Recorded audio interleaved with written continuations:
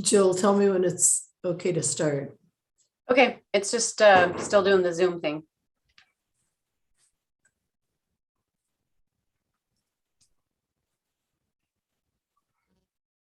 The YouTube is still loading up.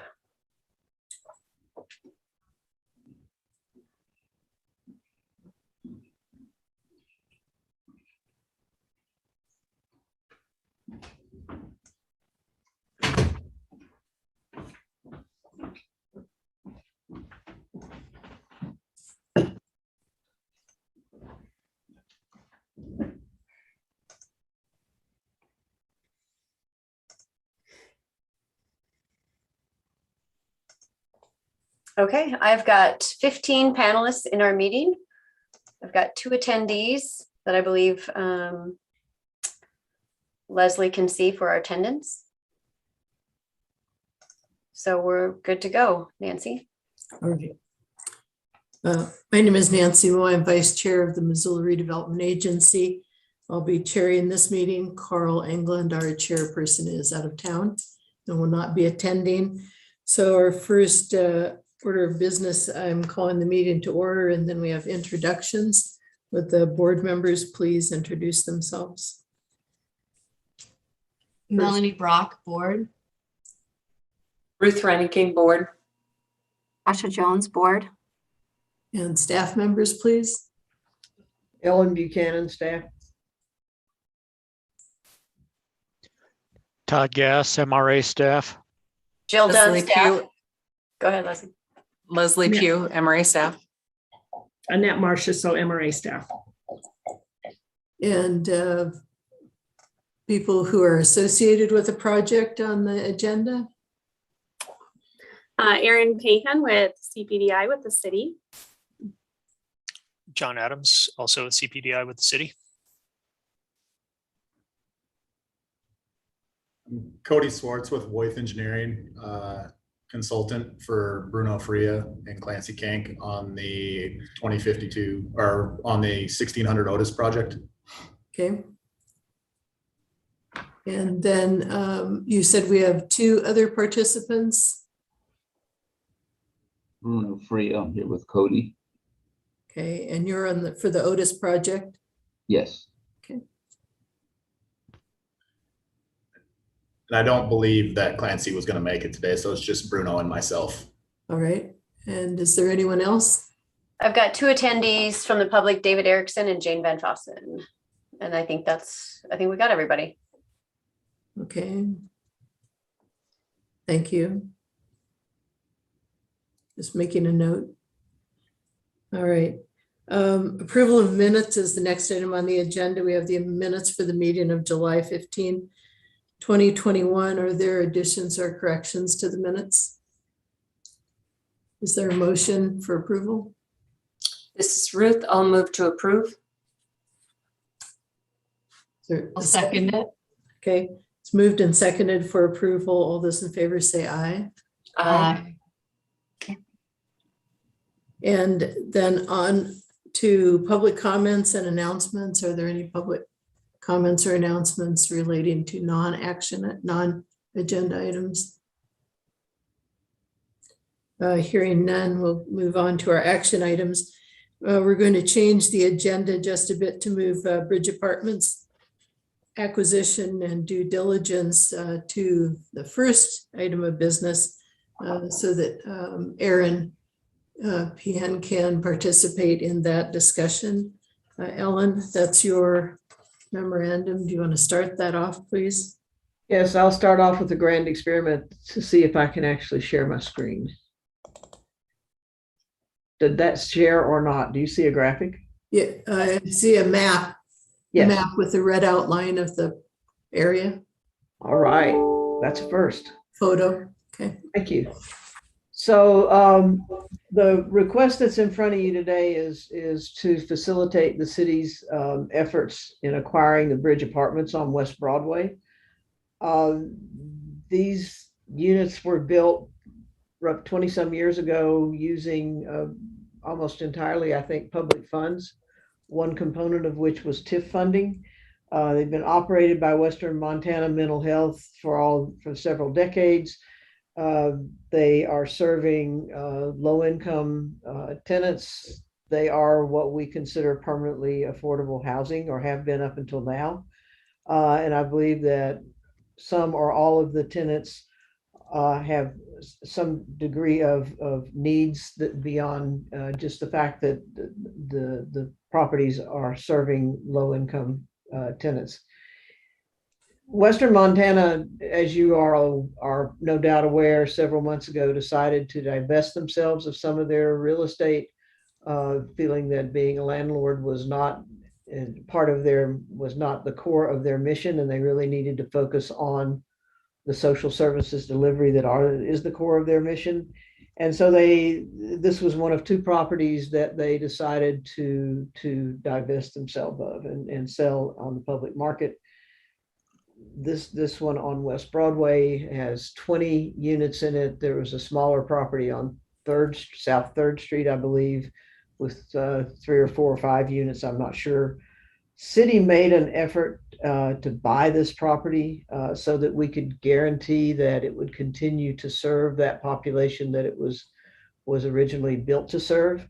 At that time, the decision was made to enter into a purchase agreement with a private purchaser that was undisclosed.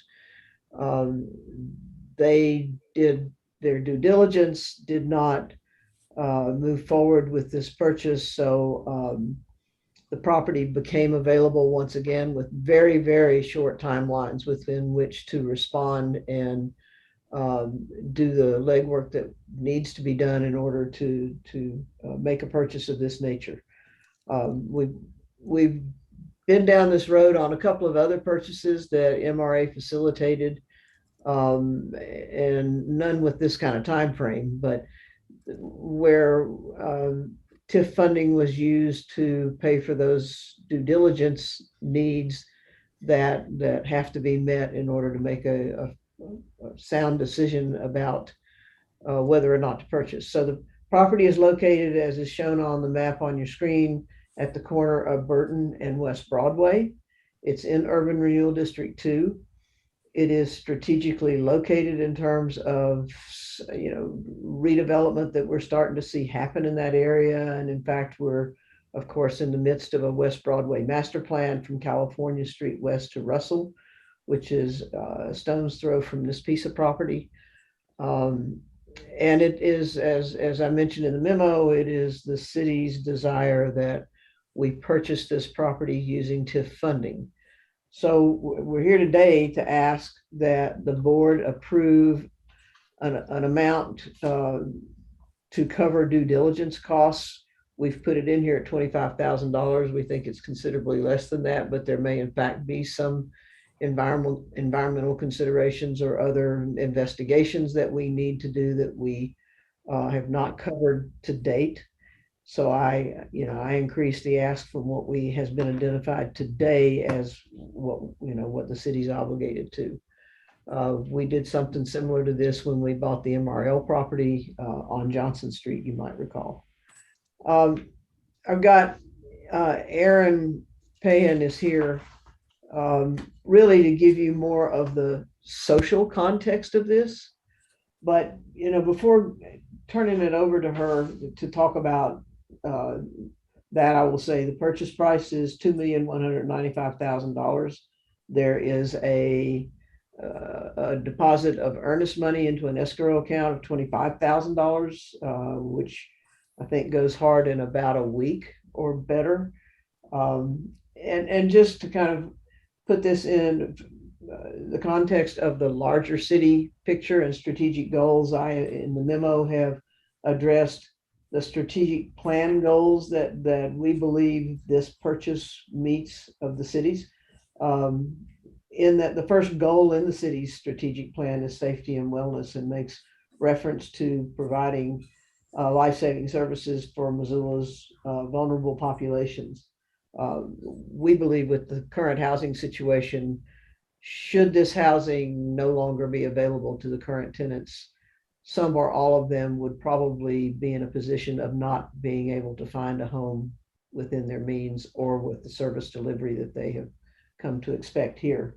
And that gets into the public purpose as well. And we have a stated goal in Missoula and with MRA to do whatever we can to keep our population housed. And if this property is not kept in public ownership or ownership that is restricted by an interim property ownership, we have no control over what happens with those apartments. So it's staff's recommendation that the board approve this up to $25,000 to fund the due diligence needed to make a decision. And I will tell you that if we move forward, and it looks like we will, there will be a request coming to MRA at the September board meeting for funding to purchase the property in all likelihood. And with that, I would like for Aaron to just kind of put this project in a lot more context with respect to, kind of the whole social services aspect of why this is an important project. And with that, I'm going to unshare my screen. Okay. Aaron, I do want to hear from you, but Ellen, I would like you to complete some of the items you mentioned in your memo so that we have additional information. You were saying that you would give a report on, you said that some items of due diligence are underway. And so could you give us a status of the first one is completion of an appraisal? Where's that at? The appraisal has been completed and received by the city, and it does justify the purchase price for the property. Do you know the amount of the appraisal? It was $2,195,000. Okay. And what's the status of the environmental assessment? I'll let John Adams, who's with us, address that, but I believe we're under contract to have that assessment done, and it will be completed within a time frame that is acceptable to us. But John, you know the details better than I do on that. Yeah, the building inspection has been completed, and we've started a phase 1 environmental site assessment. Should be done in about 3 weeks. All right. And the property assessment, is that also what the building assessment is, or? The building inspection, the building was thoroughly inspected by a professional building inspector, independent. Came back with, a couple of deficiencies that we are working with the seller to resolve, but by and large, the building's in great shape. A lot of kind of minor, smaller deferred maintenance issues. There is an issue with a boiler that's not operable and an air conditioning unit. And a little bit of cleanup that we need to have done professionally. And we have done a response to inspection. I've forgotten what the terminology is, back to the seller and asked that they either take care of some of those items or discount the sales price and to allow and place that money in they place that money in escrow. I'm sorry, not discount the sales price, but escrow. I think it's about $65,000. Are there other items then for due diligence, this review?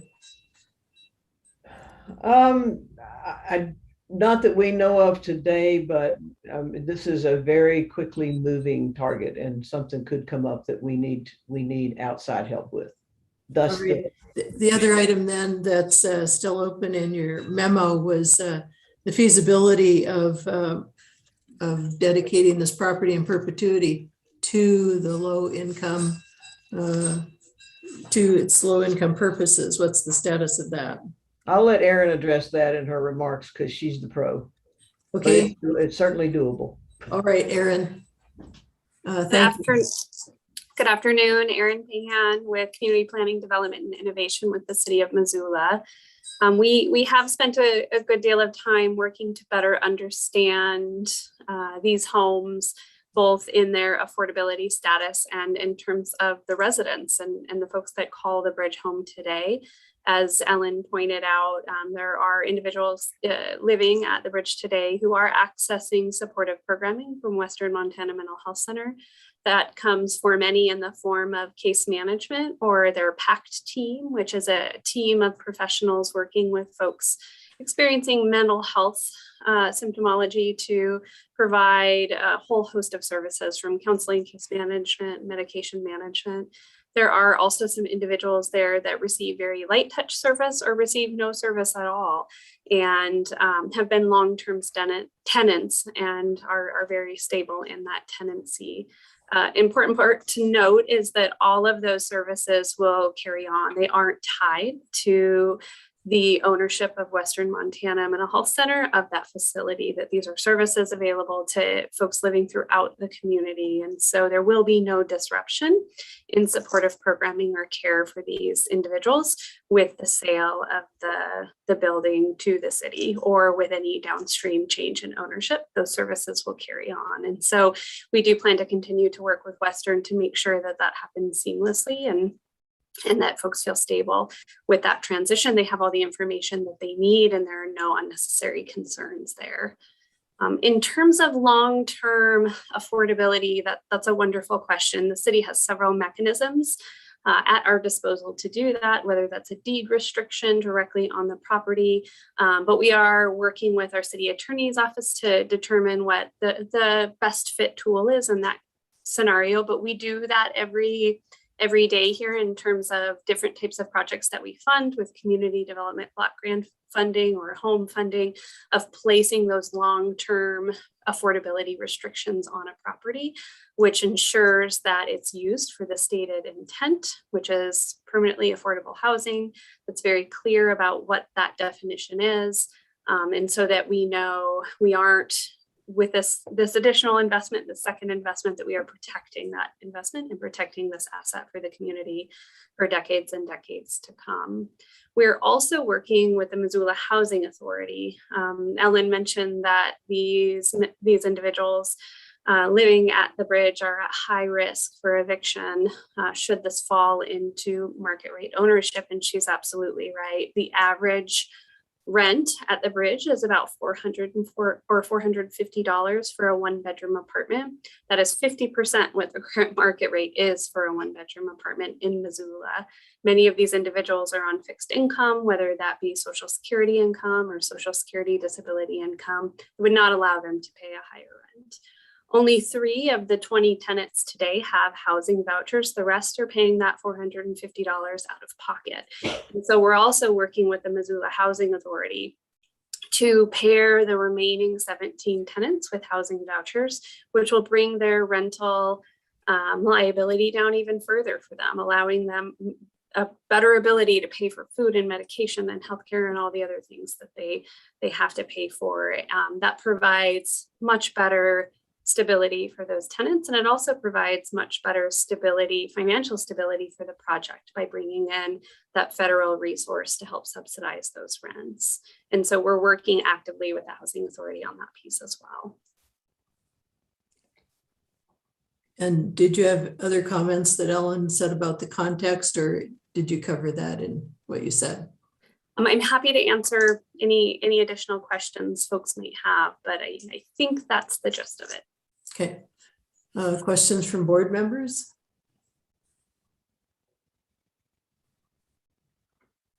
So I will say the one piece I didn't address is the financing, and only addressed that in terms of the due diligence funding right now. We've got in excess of 1.2 million in unobligated funds in that district. So up to a $25,000 allocation certainly does not stress the district or create a situation where we're going to lose opportunities. We will bring you, we've got to work through, if this moves forward, how the purchase would be structured financially, and there are a number of different variables in that, and we're working through it right now. But we do have some willing financial partners who are reached out on their own and are willing to help out any way they can, whether it's short-term or long-term financing. Good, thank you for addressing that. I was glad you mentioned it in the memo. Are there questions or comments from board members? Is there a motion relative to this project?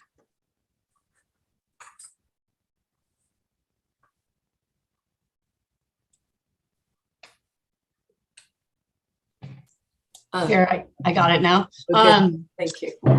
I move to approve the staff recommendation that the board approve an allocation of TIF funds from ERD2 of up to $25,000 to fund the due diligence necessary for the city to consider a purchase of the Bridge Apartments located at 1205 West Broadway, with the understanding that only those funds that are needed will be expended.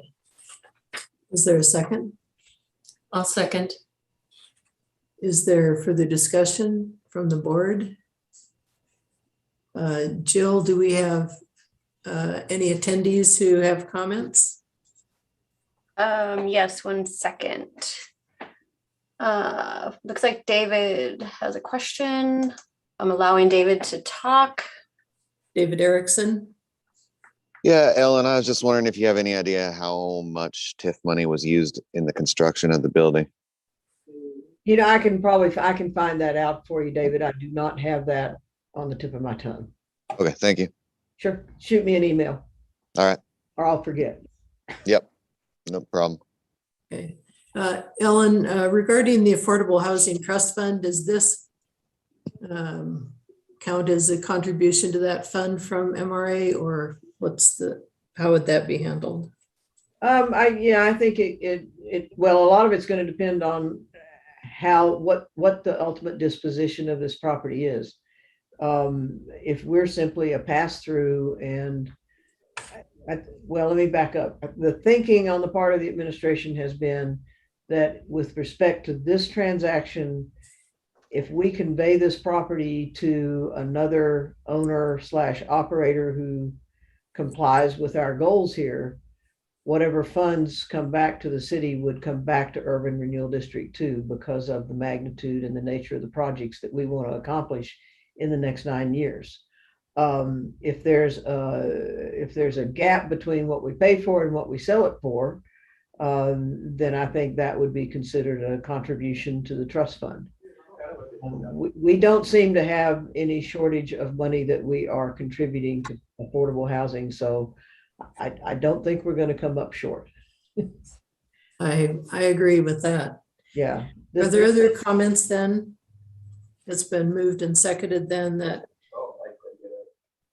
I'm sorry, is there a comment there? David, your hand's still raised. Oh, sorry. It's all right. Okay. If there are no other comments, then all those in favor of the motion, please say aye. Aye. Or wave aye. Motion carries. Thank you very much, Aaron and John. You of course can stay for the rest of the meeting, but you do not have to. And I know Aaron at least has another meeting. Thank you very much.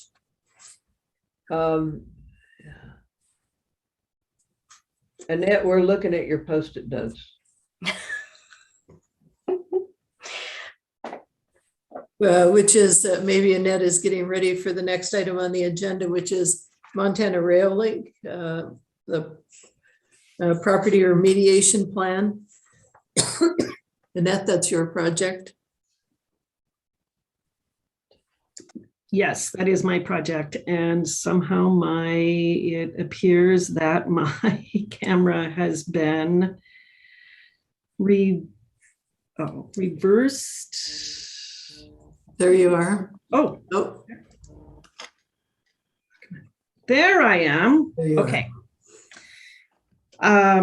Okay, so MRL Triangle cleanup. The city is in the process of going through cleanup on environmental cleanup on MRL Triangle with the final goal of delisting from the state Superfund site. And you'll recall back in December of 2020, the board, let me back up just a second. It's a two-step process working with DEQ.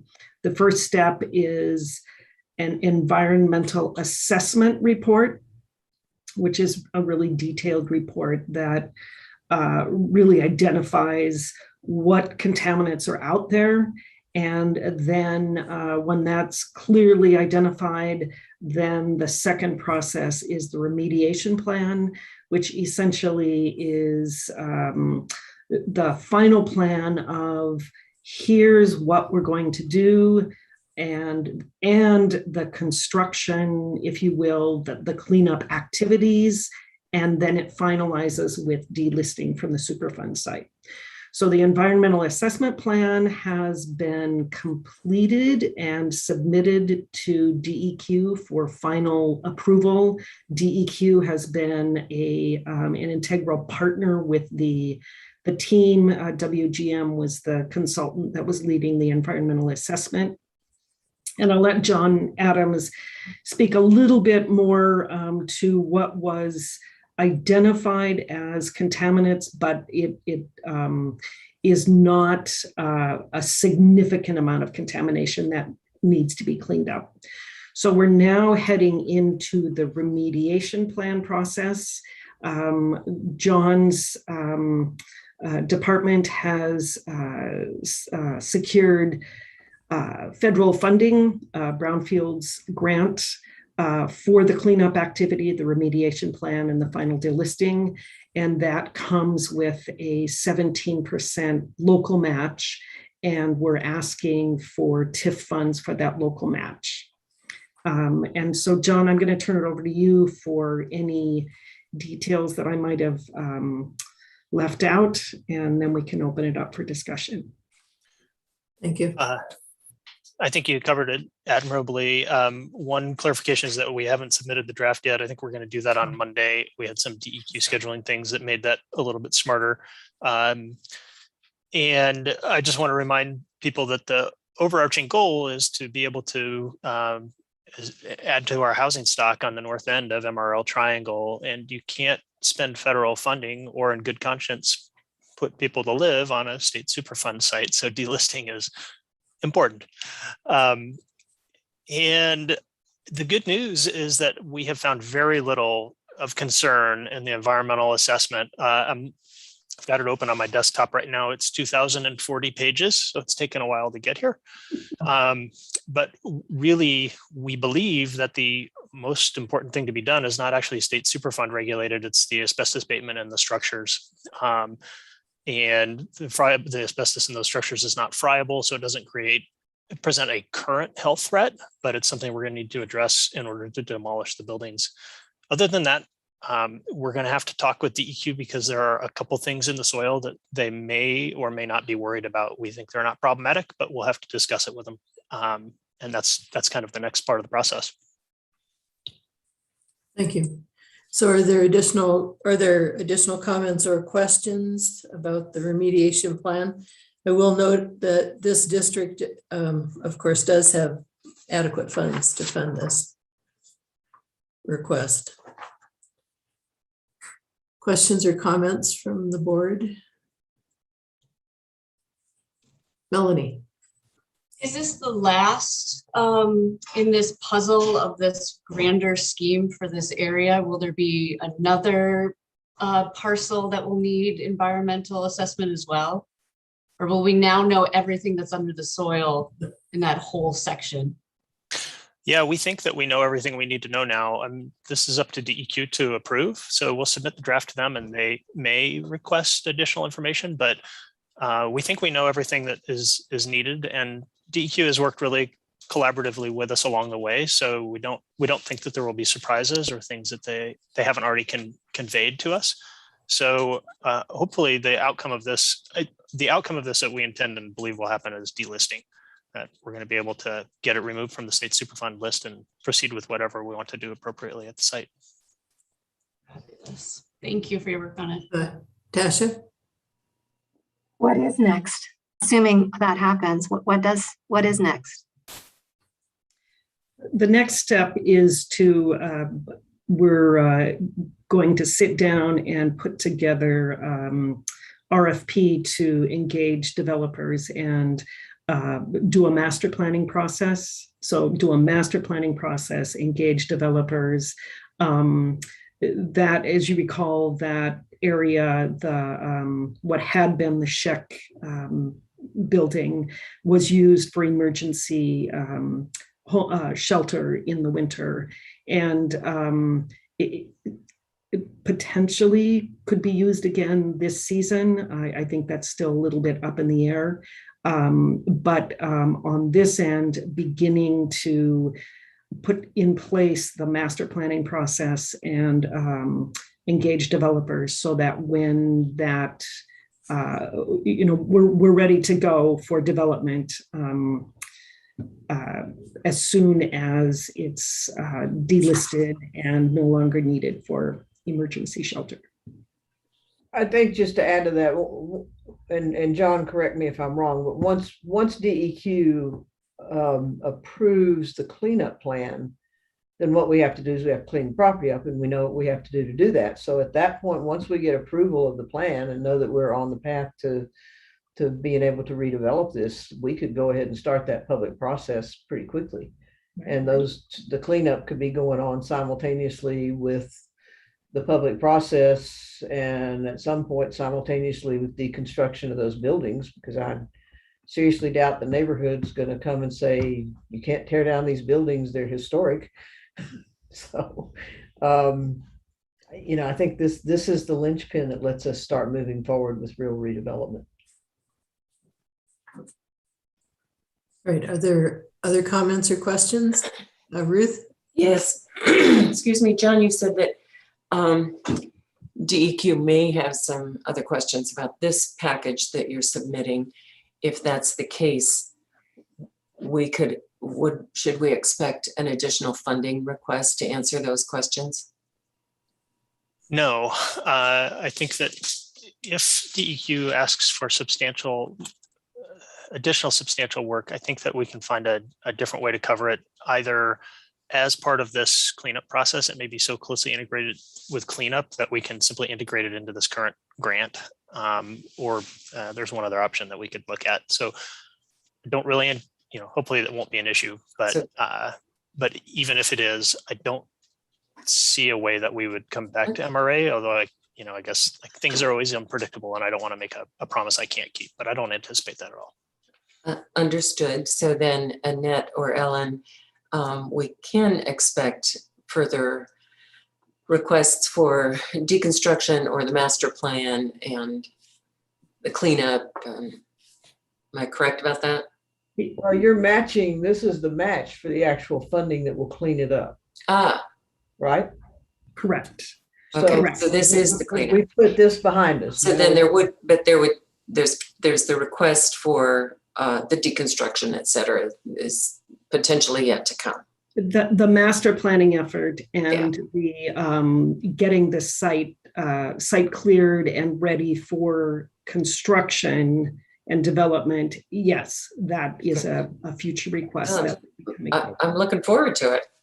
And I will tell you that, at this point, buildings are coming down out there as they become hazardous. We just completed deconstruction of a couple of buildings that were part of the drywall operation that we had transients in and some other nonsense going on. And so you approved funding for that months ago, but then it was a matter of getting the contractor out there to do it. We have another building that someone set a fire in that is a hazard. So we're getting numbers on taking that apart. And depending on the timing, we may be coming back to you in September for a modest request for deconstructing what's left of that building. Okay, thank you. It's an attractive nuisance right now. You can board it up and they rip them off. Yeah, and it's not safe. Could I just mention something off the record, Leslie, which is that my laptop is virtually useless right now, and I've ordered a new one. But in the meantime, I forwarded the meeting notice to my husband's computer, so I don't actually have access right now to all of the printed documents. So I'm going to rely on my fellow board members to make the motions, if I could. Thank you. Thank you, Ruth. Okay. Other questions or comments? Is there a motion? I'll move the board approve up to $67,000 in TIF funds as a local match for the city's EPA Brownsfield cleanup grant to prepare a Montana DEQ voluntary cleanup plan, remediation plan, complete cleanup activities, and finalize delisting the Montana Railing property located at 1930 South Avenue from the Montana State Superfund list, and direct staff to enter into a memorandum of understanding with the Department of Community Planning, Development, and Innovation to complete the work. There's a second. I can second the motion. It's been moved and seconded. Further discussion? Are there any comments aside from board members on the motion? I don't have anybody with their hand raised, Nancy. Thank you. All those in favor of the motion, please say aye. Aye. Aye. All those opposed, motion carries unanimously. Thank you very much. We're glad to see that project moving forward. Thank you. So that's something besides the dog park. Oh, and there are great gardens already growing out there. They're amazing. That park, the gardens, the dog park, it's always busy whenever I go past. It's a wonderful amenity to that community. Right. Okay, the next item on our agenda is the Otis Street Apartments project, and Annette. Yes. We have your memo on that. Yes. I'm going to share my screen so that I can locate us in space here. Okay. So we have received a request from the property owners, developers at 1600 Otis Street. So just to locate, that's in the North Reserve Scott Street district. And just to locate, this is Scott Street, and then turn on Otis Street. Why am I blanking on the name? The large housing development.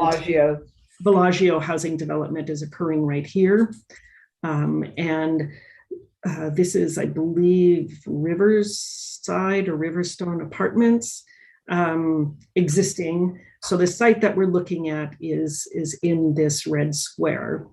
The request is for removing some existing structures on the site. This is what the site looks like now. I think some of this trash has been removed, but there's an existing abandoned house and some out structures.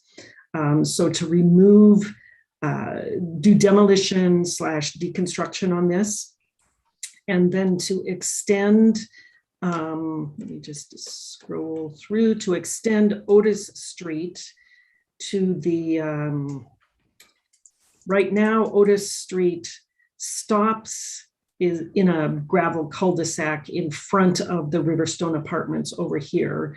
The request would be to, the TIF funding would be used in the public right-of-way to extend Otis Street to the west so that it would provide access to the development site, and also to extend water and sewer mains to the development site. Right, again, they stop in front of the existing apartments over here, or I guess they're over here.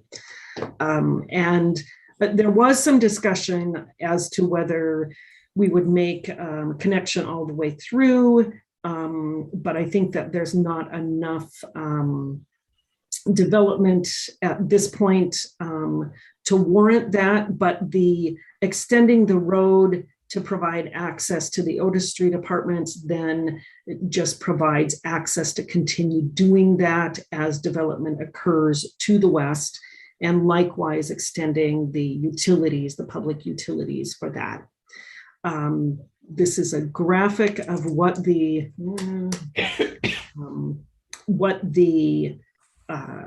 architecture would look like. There will be 39 units. A mix of studio, 1-bedroom, 2-bedroom apartments.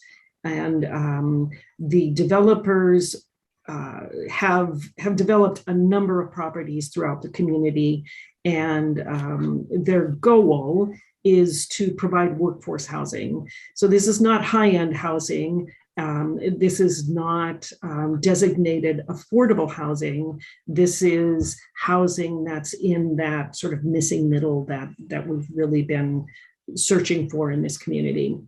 So with that, I will turn it over to Cody and Bruno. And if you've got anything that you'd like to add that I might have missed, or anything you'd like to add, I'll turn it over. Yeah, thank you, Annette. I appreciate it. As she said, we'd plan on extending Otis Street, surface improvements to include a boulevard sidewalk, curb and gutter. Additionally, the sewer line would need to be extended about 300 feet. So there'd be about 300 feet of new sewer main and roughly 500 feet of new water main extended to get services to the project. And I think what Bruno might be able to speak to this, but what we're trying to hit is we're aiming for that 65% area median income for our rents. So we're trying to hit the market rate rent at 65%. So like she said, we're trying to hit that missing middle that doesn't get some of that attention. So that's the goal with this project. We're hoping you guys can help us make it a reality.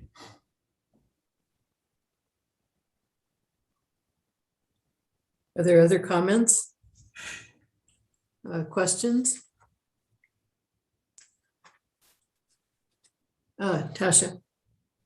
What is the timeline for potential occupancy? Would be summer to fall of 2022, sometime next year. Melanie? This is just a comment that it's so exciting to see more projects going in this North Scott Street area. Thank you for doing this. Other questions? I have some questions on the, I'm looking at the, at one of the maps that shows the property as it is and where has demolition keynotes on it. And that map appears to list items for in the demolition keynotes that are not part of the tract that is being developed. They're actually on the street, including fencing and other items. Do we usually pay for items that are out of the development area? Annette? So if it's in the street, we would consider it, if it's in the public right of way, we would consider it in this circumstance part of the site preparation cost. Well, some of these items are actually on the other side, on the south side of the street, where the lot is on the north side of the street, if I'm oriented correctly. And they're cited as items H. Yeah, I'm seeing that. Also D, Mhm. Some driveways, and G, some curb and gutter. So the existing road right now that provides access to this site is I think it's a gravel road. It's not the full, it's not as wide as it would need to be to get the right of way prepared. So all of that material needs to come out in order to prepare for the full width construction of the street. So Cody, do you know if that fencing on the demolition, that fencing, those driveways, are those all within the public right of way? Yes, they're all within the public right of way, and they would be incidental to the construction of the new roadway. Okay. Yeah. Nancy, I think it's which category, which bucket you put it in. Are you calling it deconstruction or are you calling it right of way construction? It's Anything that's in that right of way, Ellen, would be part of the road construction, incidental to the construction cost. It wasn't included within the estimate that I provided from Wasteless Works on the deconstruction and demolition. That was at the site only. Thanks for that clarification, Cody. You're welcome. And who exactly are the developers and the owner of the property? I see Otis LLC, that's not very helpful. Bruno Fria is on the call right now. And his partner on this project is Clancy Kank.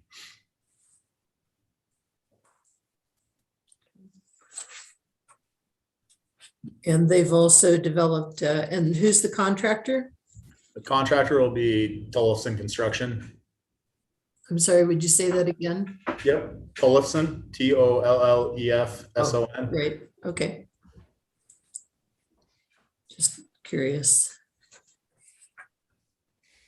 And this development team has developed a number of similar housing developments, and some in that missing middle, not high-end housing, not permanently affordable housing, but in that missing middle. And I did not, Cody did provide me a list of some of those properties. I did not include all of those in the memo. Okay. Can kind of speak to a few of them. The Aubrey Place Apartments off of North Reserve is another one that's the same size. It's also a 39 unit apartment complex. It's located at 2875 Latimer Way. They also did the Hellgate Gardens development, which is directly across the street from Hellgate Elementary School. Would be the new townhomes and some single family homes on Siren Way there. They've developed the Lambros building, some other condominium type projects and subdivisions as well. I don't know if Bruno has anything else he wants to add to that. Cody, I think you covered it. An identical project, as you mentioned, would be Audrey Apartments, which is a similar 39 unit apartment in the same price range. Okay, thank you. We don't have any information on the landscaping, and this project will be right next to existing rental project there that we actually did, that's been there for years and we did not participate in. So it would be nice to that's very well landscaped and maintained. So could someone comment on what the landscaping will be and what our participation in that might be? Since some of it will be in the right of way. The right of way landscaping will be in compliance with the city of Missoula's standards for right of way trees. So there'll be new trees planted, boulevard sidewalk, or boulevards between the sidewalk and the curb will be landscaped as well. On site, we'll be providing full landscaping in compliance with Title 20 zoning for city of Missoula. And will there be a sidewalk put in? Yes. So that will be the only sidewalk on that street segment. Isn't that right?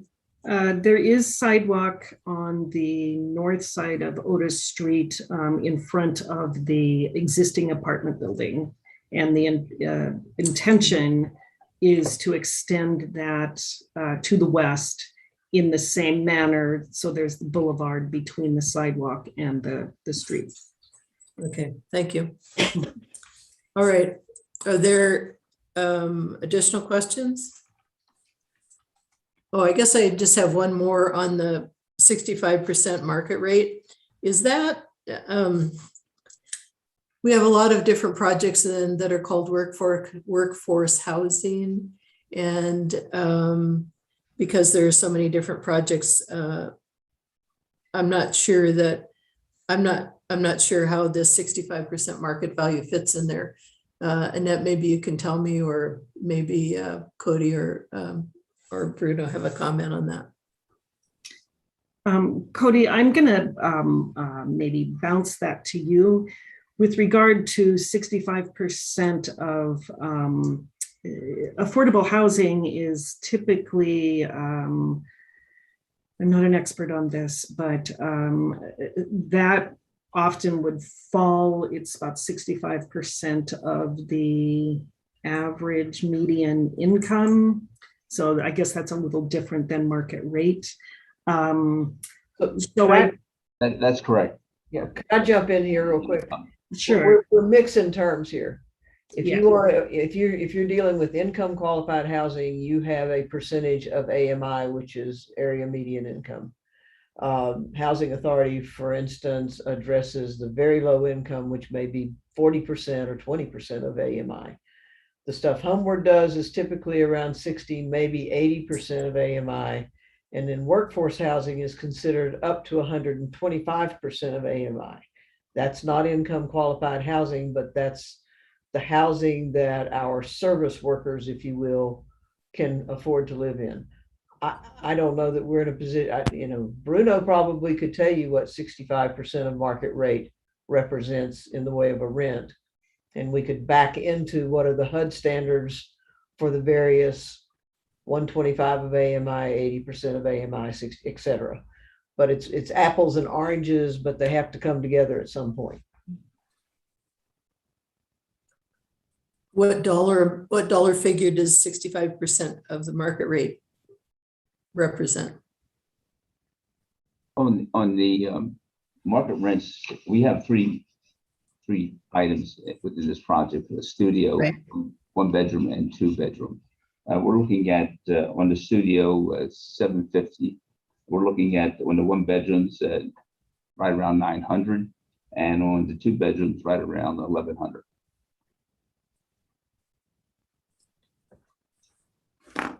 And I would suggest that does hit workforce housing. Knowing what I know about some rents in Missoula. You can find a 2 bedroom for $1,100 a month, you're doing pretty well. Are there additional questions? Is there a motion?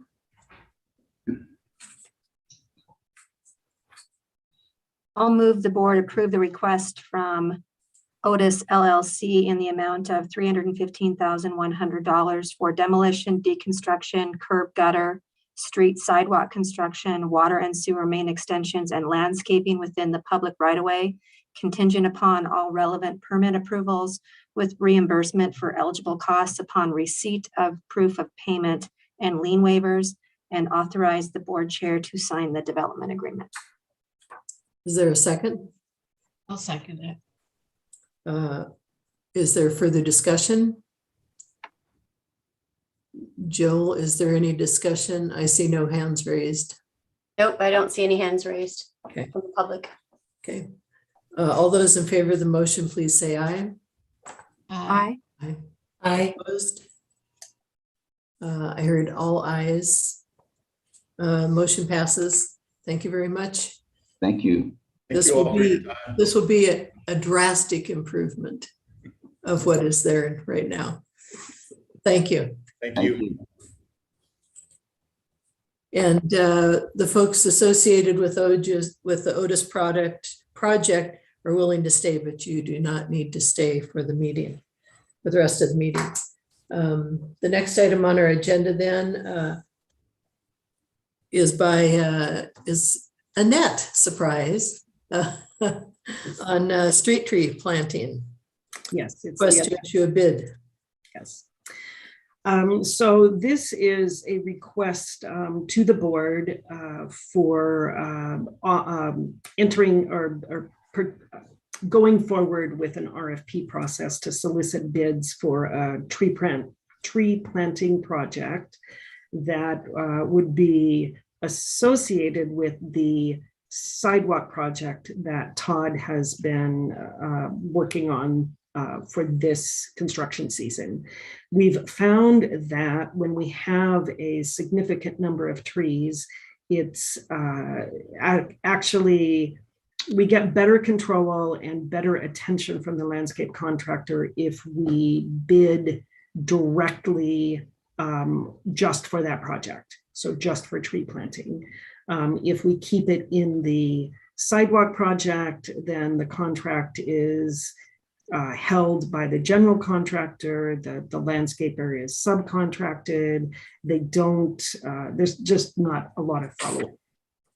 And so in this circumstance, we have, I think it's 48 trees, and the locations are primarily the 2nd Street, 3rd Street, some of those cross streets in Erd 2, that so Inez Street, California's little segment of California, Ivy Street, 2nd Street, and then there's a segment in Erd 3 and a little bit across Wyoming Street.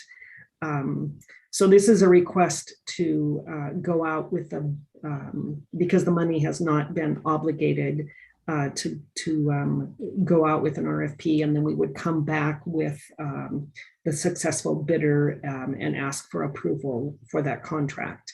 I've done, so we did this, you might recall, with the Mary Avenue tree planting project, and then we included the trees from Todd's sidewalk projects adjacent, so Clark Street and some of those streets adjacent to Mary Avenue.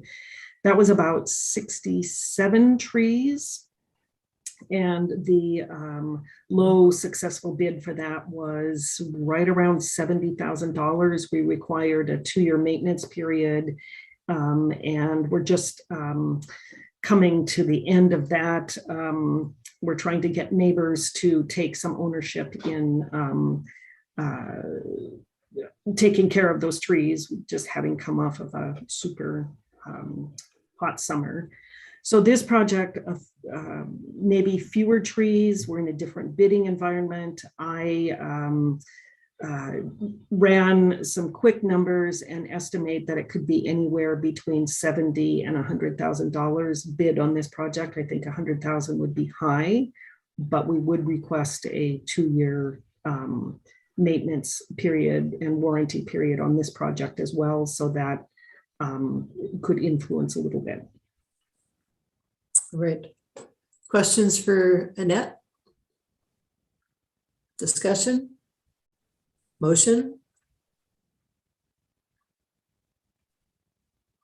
I'll move to approve that we authorize staff to solicit bids for the 2021-2022 Erd 2 and Erd 3 street tree planting project. And a second? A second. Second. Is there further discussion?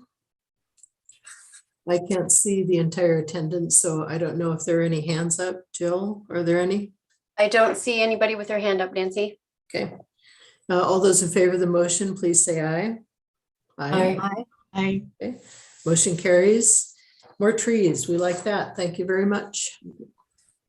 The next item on our agenda is the preliminary budget, and you all have copies or access to copies for that. Jill is requesting approval of those. Just a couple of comments. The debt service requirement set out. That's great. Thank you very much for putting that in there.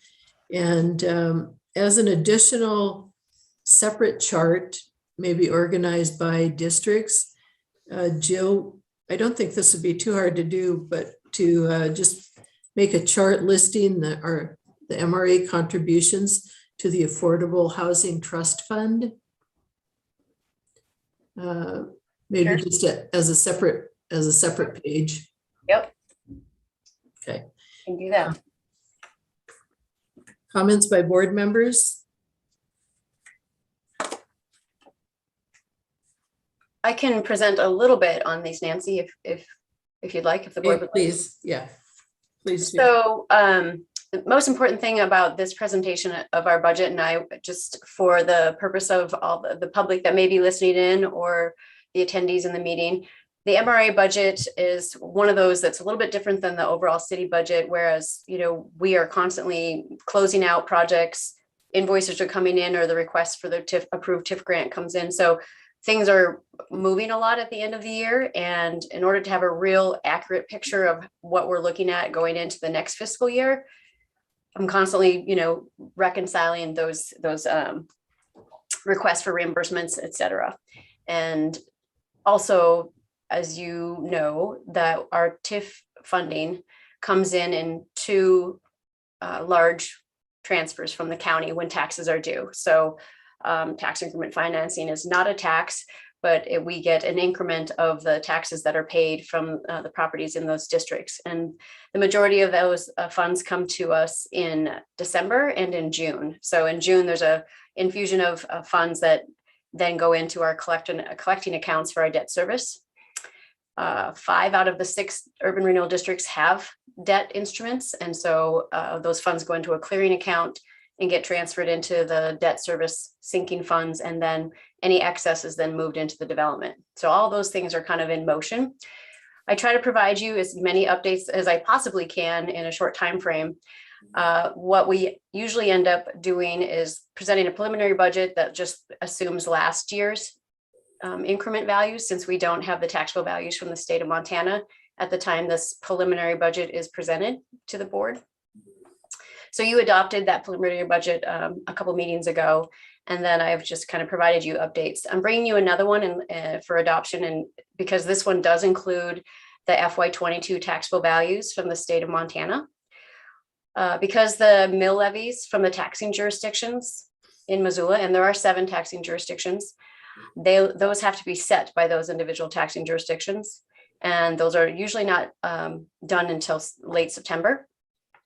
And so that's really when we know exactly what our revenues will be for the next fiscal year. So as you can see, this little note up here in the right-hand corner on each of these budget reports for our districts says this is prepared with FY22 taxable values, FY21 mill levies, so those are last year's mill levies, and the estimated beginning fund balance. And those are estimates because they're not audited yet. And there are a lot of, sometimes there are a lot of things that come in after June 30th that need to be accrued back. And so that's really the most important thing when you're looking at these. So this is the beginning fund balance that's estimated that you'll see on each of the reports. Tax increment that's estimated based on the new taxable values, but last year's mills. State reimbursements are a set number for each district that receives those reimbursements, and those come from legislative actions that they've done replacement revenues to our urban renewal districts. And so those numbers are pretty much always the same unless there's an additional reimbursement that's approved as part of a legislative bill that's been passed. And then, like Nancy said, we have a new section on these rainbow reports or budget status reports, and that is the debt service requirements for each individual district. In this particular riverfront triangle, you can see we have a debt service requirement for the Stockman Bank project. So one of the recommendations that came out of the communication plan that we had done was that we refer to these projects by address and by type of improvement, more so than maybe the entity that received the approval for the grant, because our TIF financing goes in this particular case, and Ellen can jump in, but we're public improvements, like, undergrounding the utilities and sidewalk improvements for this project. And then some of them have, as far as site clearing or demolition. So I'll be looking at those recommendations out of the communication plan, and that's something real easy that we can implement to kind of provide better descriptions for the public on exactly what TIF dollars are used for in these projects. Down here we have transfers to ERD3. All of the districts reimburse ERD3, which is our Urban Renewal District 3 that pays for the administrative expenses out of the agency. So at the end of the year, we do a reconciliation of how much staff time is spent in each of the districts, and those districts reimburse ERD3 for their proportionate share. So this number is based on what this district has remaining to pay to ERD3. Sometimes these smaller districts don't have the capacity to pull their full weight because they're small, or there hasn't been a lot of change in those districts yet as far as development that would generate additional tax base. So we track all of that, and this is in this particular one. Then down here, we have our private projects. Right now in Riverfront Triangle, we don't have any private projects that have been approved by the board. We do have a public project. This is a Front and Main Street two-way conversion. We're doing the planning or the, Ellen can correct me. What are we calling this? This is the documents of what we would do to make that conversion happen, correct? Yeah, we're doing the engineering. We're creating the construction documents. Thank you. And so that particular project is being split between 3 districts that would be within that zone of that project. So that's Riverfront, Front Street, and Hellgate. And then down below under program projects, I'm just doing this because it's the beginning of our fiscal year. And if there's anybody listening, kind of explain how these reports work. Program projects are projects that fall underneath the programs that the agency and the board has adopted, and city council, that, for example, our co-compliance program or the facade program. Those are our program projects. The section down here, that's actually federal projects, and T21 is probably an old name that I should update, but we don't have any federal projects right now that we're being assisted in that district. Contingency funds, this is the funds that are uncommitted in the districts.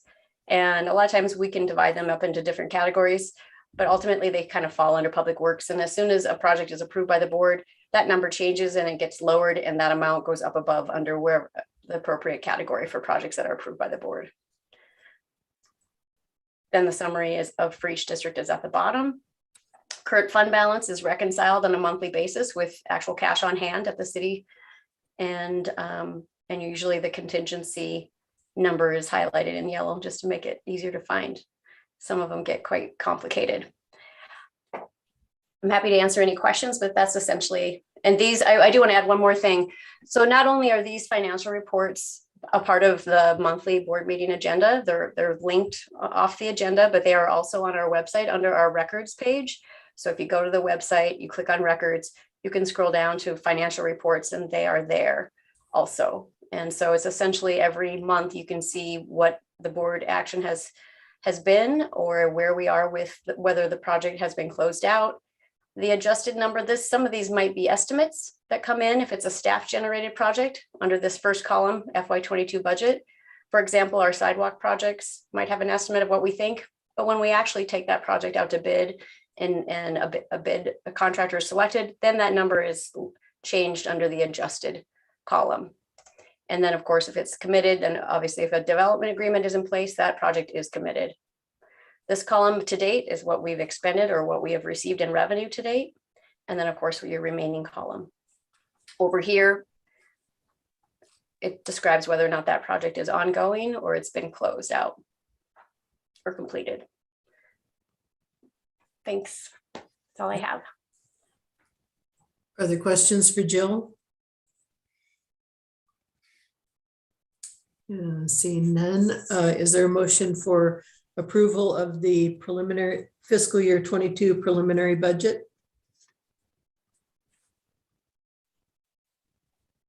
I'll move to approve the 2022 preliminary budget. I'll second the motion. Okay. Is there further discussion? Jill, or is there anyone? And I don't see anybody with their hand raised, Nancy. I would like to say thank you, Jill, for that thorough explanation. I hope that people are watching and listening and benefiting from that. And for implementing some changes that were pointed out by the communication study. I think those are very valuable changes and make these reports even more explanatory, which is always a good thing. Further comments or discussion? All those in favor of the motion, please say aye. Aye. Aye. Okay. Budgets are approved. Thank you very much, Jill. Good job. Non-action items. There are none listed. Any non-action items? Going to staff reports. I didn't get a staff report. Ellen, do you have any comments? Yeah, I do have a couple. I apologize for not doing a written report. We just ran out of pavement somehow. The comments about the communications plan is a good segue. We, of course, distributed that to you when we got it from Six Pony Hitch. we are working through internally how we want to approach implementation of that. I've had some conversation, for those of you who've read it, the implications for the city are pretty much as large or larger than they are for MRA specifically. I think we went a long ways towards paying for a communications plan for the city of Missoula, because there's a lot of common solutions and common low-hanging fruit. So I'll be meeting with administration to look at this on a more global level. Leslie, Jill, and I have met and talked about, how we start to do this. We may well bring you some requests around how we manage implementation, possibly at the next board meeting. But we, and I guess we need to have a discussion about how the board wants to relate to this plan. I mean, you could look at it and say the board should adopt it and say staff go forward and implement it, or the board could simply say we think these are by and large good recommendations. This is a staff function at this point. I don't know that the board needs to adopt the plan at all. And Carl and I've talked about it, and I don't think he feels like the board needs to adopt it. So basically we'll march forward and we'll bring back some recommendations to you, because there will be some financial impacts of implementing aspects of this. The transportation, are there any questions about that or any comments? I'd like us to move forward as soon as we can, as soon as we get your comments or staff comments on it. Okay. Yeah, I mean, there will be some funding associated with this. So that's when you say red light, green light, yellow light. Yeah. The transportation projects we're working on are all pretty exciting. We've talked about them about every director's report, but with the Brooks Corridor study, the Higgins Avenue study, and the Front and Main conversion, we're all of those are kind of moving toward a point of decision about what we do with transit, and does it come all the way up Brooks and through the Hip Strip and into downtown, or does it go up Stevens? Because that's going to have a big impact on what the cross section at Higgins is, particularly through the Hip Strip where there are constraints and lots of needs. So it's exciting and pretty interesting at this point, and a lot of public interest. With the Front and Main study, we have met with some of the key stakeholders and residents in the Kiwanis neighborhood. That's the one area that we really need to figure out how traffic is going to move in that neighborhood if Front Street becomes two-way. Right now, their only exit from the neighborhood is at Hartman, which is right at the Front and Madison Street intersection, which will become a signalized intersection, will be two-way. And because of the signal, will no doubt back up past that Hartman intersection. So that's a nut we got to crack. And we've met with Dan Kimmis, and we've met with others who have vested interest in that area. And then the other interesting thing is, we've got the new townhouses that were built there. The micro apartments are coming online. I think they're pretty much complete. And we have other developers investing in that area down there who want to put housing in. So, the downtown housing that we have been striving for since before I got here is finally starting to come to fruition. And it's that's a really positive sign for downtown. So I think our first public meeting, public input meeting on the Front and Main conversion is early September. And I think there will be public meetings forthcoming on the Higgins Avenue study pretty quickly as well. We're spending a lot of time on the Scott Street properties that we bought a year and a half ago, focusing obviously on the 9 acres that will redevelop as housing.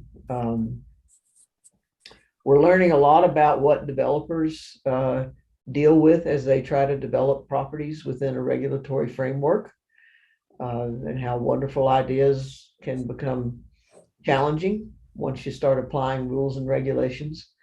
And so that's taking a lot of time and effort right now, but we've got some pretty exciting stuff coming out the other end of it. The second Scott Street meeting, there's been one public meeting that was extremely well attended.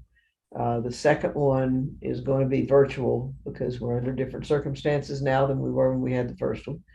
It'll be September 1st. And so that's kind of what in West Broadway is in a little bit of a holding pattern as we look at really how much neighborhood impact we've had in that discussion and its development to date, and look at possibilities for more neighborhood engagement from the north side, west side neighborhoods. And so we're working through that right now, and I think the more engagement we get, the better. So it's all positive. So a lot of good stuff going on here, and we got a little party coming to downtown next weekend called River City Roots Festival. So come down and dance. It feels good to hear live music again. Right. Thank you, Ellen.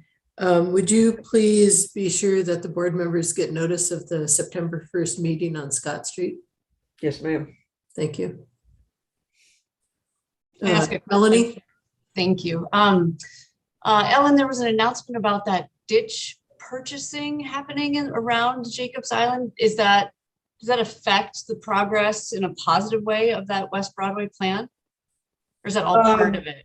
Yeah, it's not Jacobs Island, it's your West Broadway Island. Sorry. The city is very close to hopefully consummating a purchase of the Flynn Lowney ditch, which is a big deal with respect to the development of property west of Reserve, that whole Setupcane area. And that's the major funder for the purchase because of the fact that they will not have to be working around the ditch that had very few users. It also presents some opportunities around the West Broadway Island and that area. Nothing but positives coming out of this. So that's a big deal. It's a big deal for Fish, Wildlife, and Parks. It's a big deal for Clark Fork Coalition. And I think it's, what you're going to see is a consortium of a lot of different and divergent interests coming together and helping fund that purchase, which is so Missoula. It's just what we do.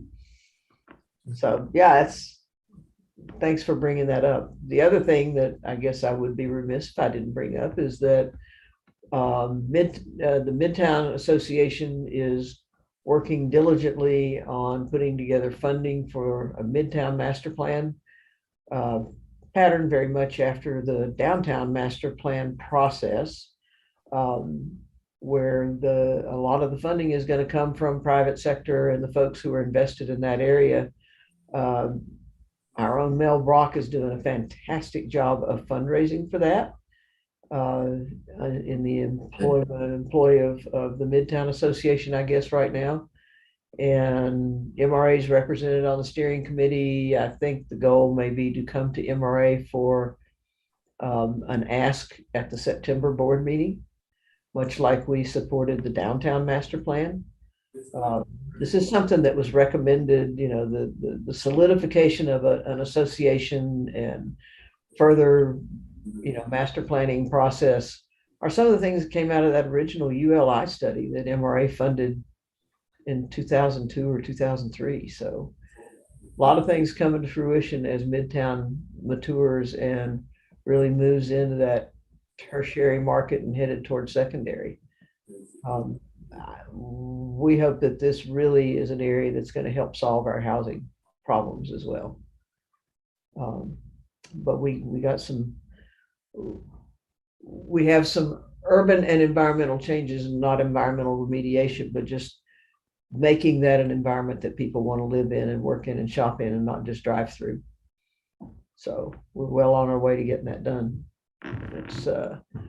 it's really exciting with the master plan on the north end and downtown, master plan on the south end, in Midtown, possibility of a transit corridor from Reserve all the way into downtown up the Brooks corridor, solidifying that connectivity between Midtown and downtown.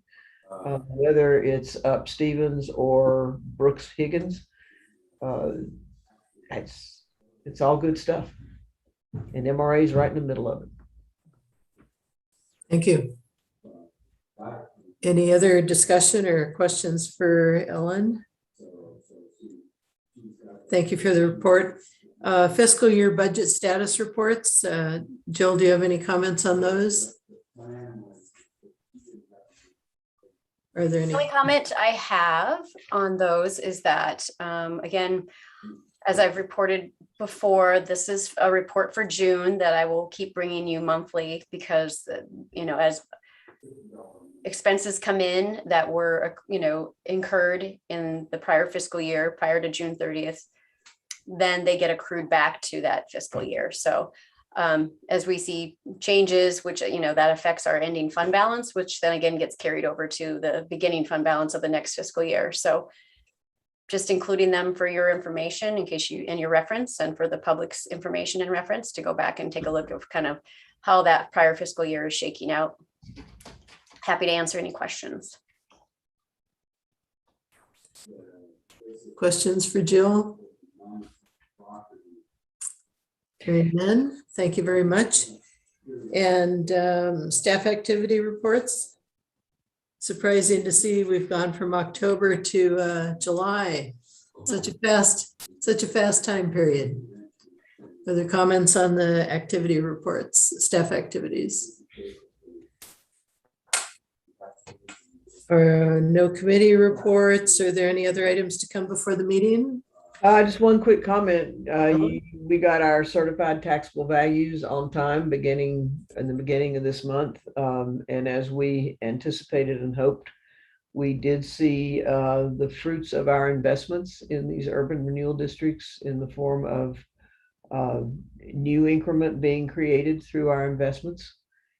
We had one district, and that was Riverfront Triangle, that we saw a slight decrease in, and I think that's probably because of some deconstruction and remediation work that's going on in those buildings that the Farron Group bought from, or the partnership bought from Providence. So everything looks healthy, and Front Street's slowly getting up to where it should be in terms of having all the value of all of our investments on the tax rolls. All right. Any other comments? Anything else for the meeting? Meeting's adjourned. Thank you all very much. Thank you, everybody. Thanks.